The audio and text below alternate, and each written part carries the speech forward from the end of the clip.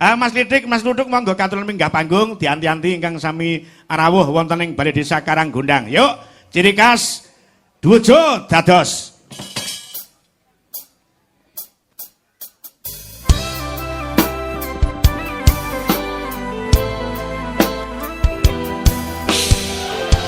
Sekar Gadok Indonesia.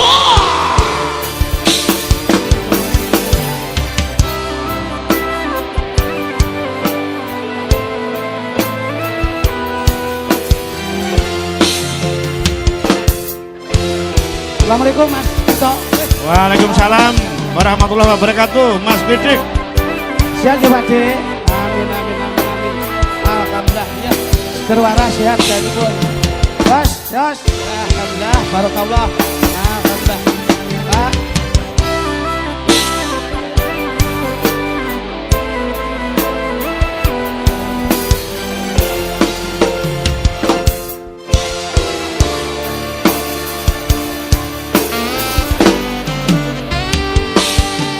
Esamu lan kuyumu bisa gawe senenge atiku suwe ra ketemu ning endi paramu apa kowe isih eling aku. Oke, halo. Janjimu lan tresnamu bisa gawe ayame atiku nganti saiki kowe iso tak tunggu nganti kapan kowe ninggalke aku. sampai dulu untuk keluarga besar dari Bapak dari jajaran Kota Bincang Bandung, Mbak Lurah sedaya perangkat, terima kasih. Spesial ke masyarakat dari Karanggondang sak jose kagem kanca-kanca pemuda, terima kasih Bapak-bapak.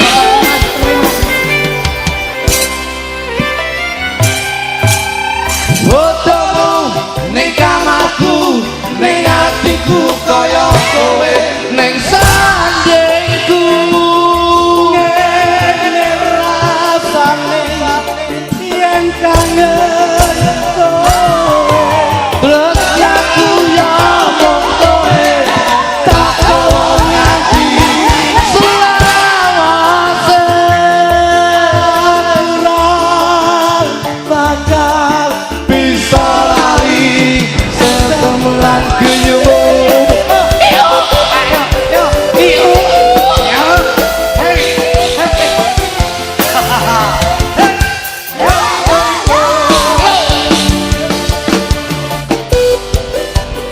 Ya Dok, disupport Mas Dujo.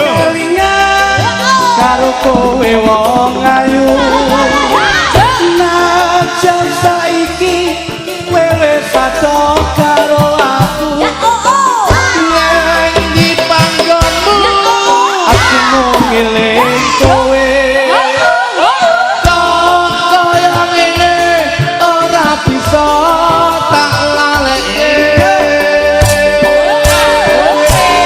rasane kangen sing ngomong hatiku saben turu aku kelian semua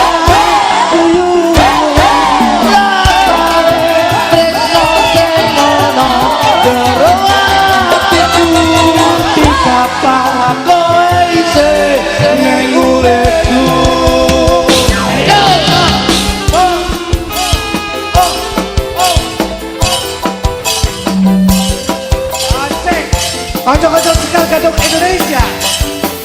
Kowe ngaco. Salam yuk. Ayo, asik ini.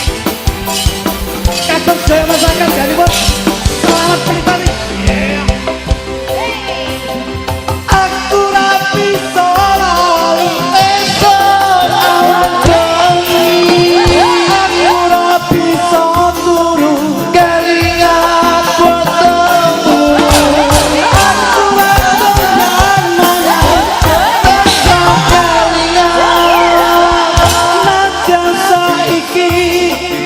wis ora